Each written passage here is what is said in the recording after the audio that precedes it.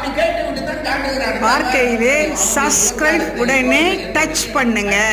அந்த அம்பை பின்னாடி போடுகிறார். இங்க பாருங்க, ஒரு குழப்பம் கோபம். பிறகு அவனை கண்ட உடனே உண்மை தெரிந்த உடனே பழையபடி சாதாரண நிலை யதார்த்தம்.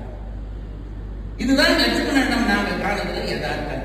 இப்படியே லட்சுமணனுடைய யதார்த்தம் வளர்ந்து போகிற பொழுது இந்த அளவிலே அந்த பாத்திரம் முடிக்கப்படுமானால் நான் நிச்சயமாக யதார்த்த மானுடத்தை வெளிப்படுத்துகின்றவன் லட்சுமணன் தான் என்று நான் தீர்ப்பளிப்பேன்.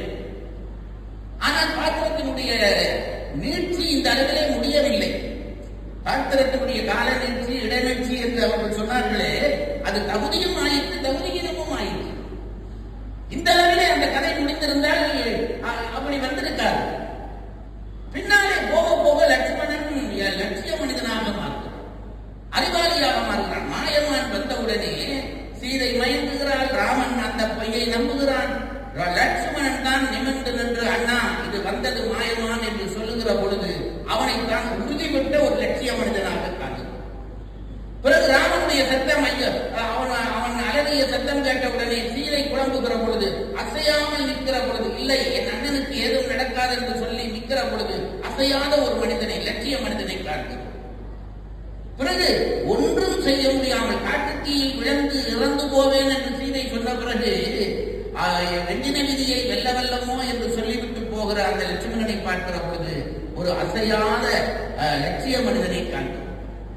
ஆகவே லட்சுமண பாத்திரம் என்பது யதார்த்த பாத்திரமாக தொடங்கி கடைசியிலே லட்சிய பாத்திரமாக முடிந்து விட்டபடியால் முழுக்க லட்சியத்தை ஒரு யதார்த்த மானுடத்தை வெளிப்படுத்திய ஒரு பாத்திரம் லக்குவ பாத்திரம் என்று ஏற்றுக்கொள்ள முடியாதபடியால் வணக்கத்தோடு பாரதி கிருஷ்ணகுமார் அவர்களுக்கு இந்த பாத்திரத்தை இந்த மன்றத்திலே இருந்து நான் விலக்கி வைக்கிறேன் என்பதை சொல்லி, இனி இருக்கிற 2 பாத்திரங்கள், ஒன்று சுக்ரீவன், அடுத்தது கும்பகர்ணன். இந்த சுக்ரீவன் இருக்கிறானே, ராமாயணத்திலே குரங்கு பாத்திரங்கள் பல உண்டு. இந்த குரங்கு பாத்திரங்களுக்குள்ளே உண்மையான குரங்கு சுக்ரீவன் தான். ஆரம்பத்திலே இருந்து அந்த சுக்ரீவனை பார்த்தால், அவனுடைய செயல்களை பார்த்தால் ஒரு குரங்குத்தனமான செயல்கள் தான். அண்ணன் அடித்து விட்டான், ஓடி வந்து விட்டான், மனைவியை விட்டு ஓடி வந்து விட்டான். ஒரு லட்சிய மனிதன் என்றால் என்ன செய்ய வேண்டும்? நீ என்னை கொன்றாலும் போல் என் மனைவியை கைவிட மாட்டேன் என்று கைபிடித்து நின்றிருந்தானால் அவன் லட்சிய மனிதன்.